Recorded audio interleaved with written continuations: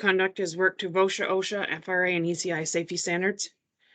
I don't see Mr. Dow on. There he I'm is. here. Oh, hi, Mr. Dow. How are you? Yeah, work to the standards, but also use common sense. Right. Well said. Good. Keep going. So we are at 4 days without a recordable injury. This week, we're going to talk about our annual cold stress. Anything related to illnesses, causes, symptoms, and treatment regarding cold stress. Cold stress factors are low temperatures, cool and high winds, dampness, cold weather, prolonged or repeated exposure, inadequate clothing or protective gear. Frostbite is caused by the freezing of the skin and tissue. Signs are redness skin develops, gray-white patches in the fingers, toes or ear lobes, tingling, aching, and loss of feeling, and blisters may occur. I threw an image over here so you could see the differences as I explained of the red, and it moves over to the gray-white and then the deep frostbite.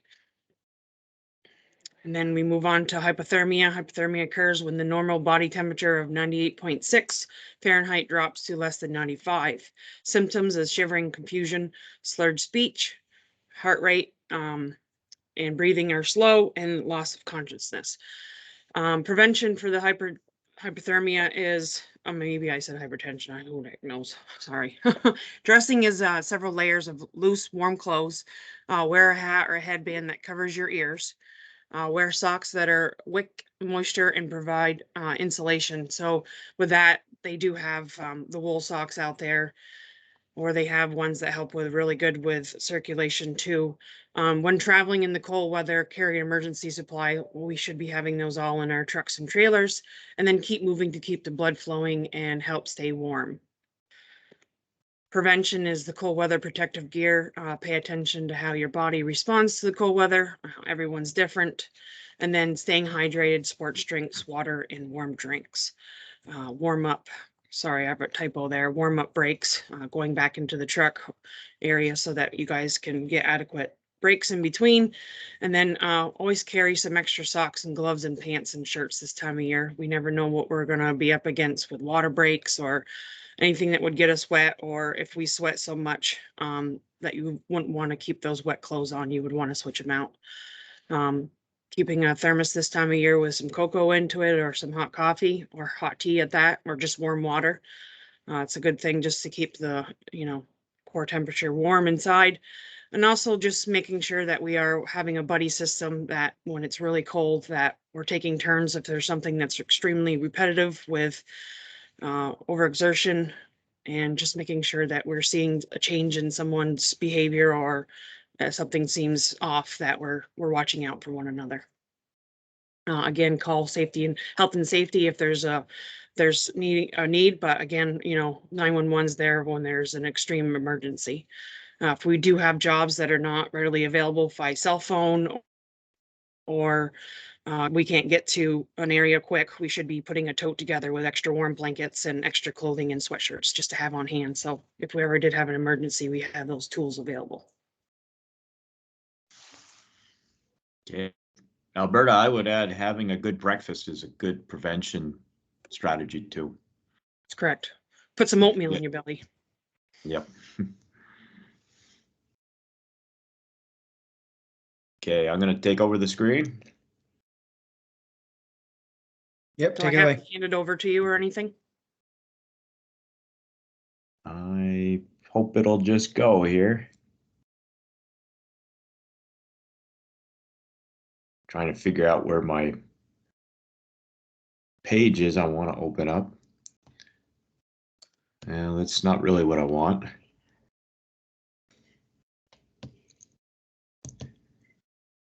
So do you see my full screen or my email box?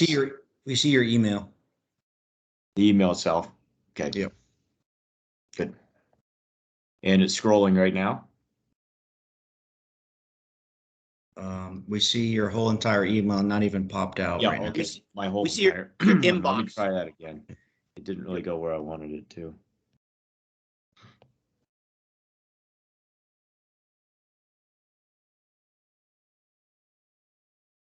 screen. Sorry, I think I.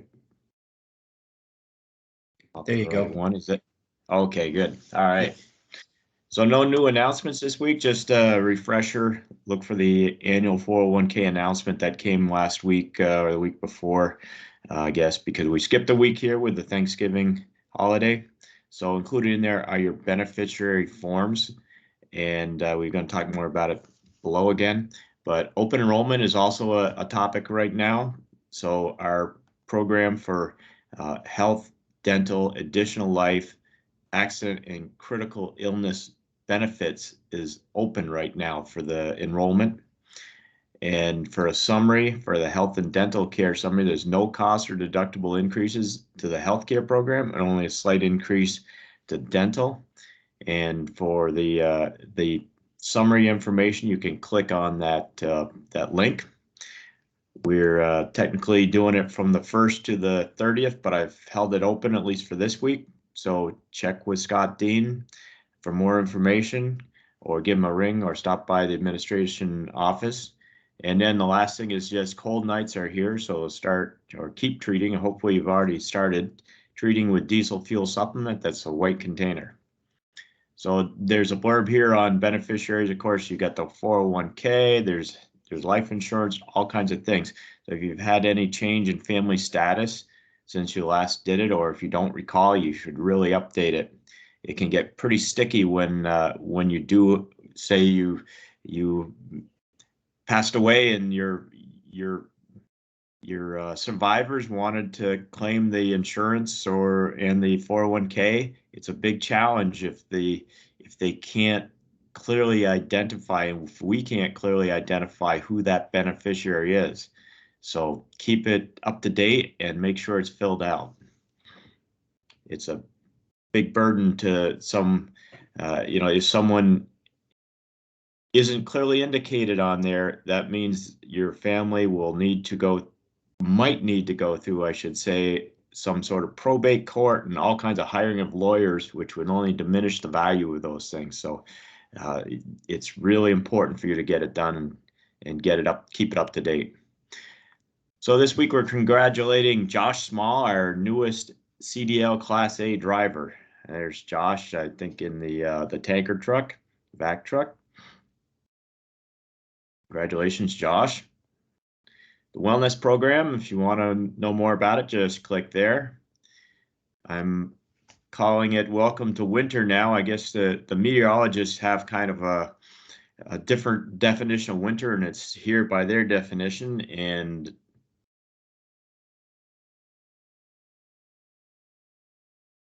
right now, and it'll stay that way for a few days, but I'm sure it'll get colder. And that's cyclical, cold to milder conditions, wet to dry, and that sort of thing. So for the COVID policies, the one thing I want to alert everyone to is that several towns and cities have instituted a mask mandate recently, including Burlington, which requires everyone to wear a mask inside a building accessible to the public unless they have a proof of vaccination policy for their location. And here at ECI, masks are required for unvaccinated employees working inside when the social distancing cannot be maintained. And of course, always report all illnesses and close contact positive tests in your household or otherwise to the safety department before coming to work. This week, we're profiling the Vermont Gas Lamoille River crossing in Milton. We're contracted by Vermont Gas to install a distribution line through their existing utility easement corridor under the Lamoille River, off from Poor Farm Road in Milton. The 6-inch diameter HDPE line was installed 1,560 linear feet by horizontal directional drilling methods. ECI used its Ditch Witch JT100 and AT100 drills to bore through the mixed soil and bedrock ground conditions.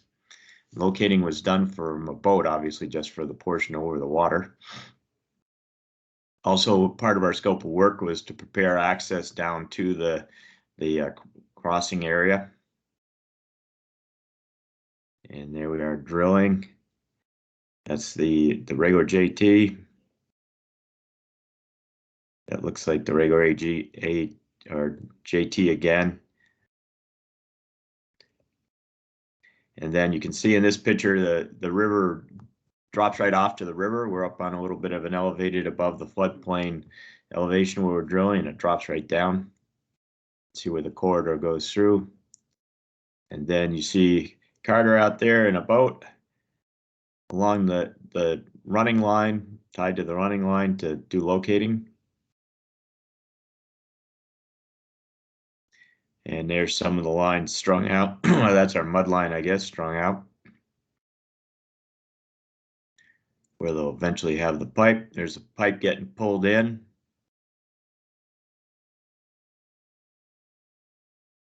And then finally, after pulled in, we started demobbing. We had a dozer out there to run equipment like the pump, pulling the pump out of there. And that's what we got there. And from the photo archives, I was looking up some stuff on the location on the project online, and I came across this article from July, or actually the article down here was from the Milton Independent on July 11th of this year. And I have a link there. And this is a 6'3", 164-pound sturgeon, which was caught on the lower Lamoille River on July 9th of 1948. So quite a huge fish. Unfortunately, sturgeon have been in severe decline, and you can't catch them anymore. This guy would possibly still be alive at this point because they live to be a very long, live a very long life. So pretty interesting, and that's part of the Lamoille River Valley that now is dammed up, of course, at Peterson Dam. The sturgeon probably couldn't get above the rapids there anyway. So that's what I got. Everyone have a safe day out there. And remember your beneficiary forms, get that taken care of. Okay, Matt, turn it back to you. Yep. Thanks, Kate. Thanks, Ken. If anyone watched it in a group setting, please just send me over the list of personnel that you watched it with so I can document it on this morning's attendance. Let's be safe today and have a great day. Okay.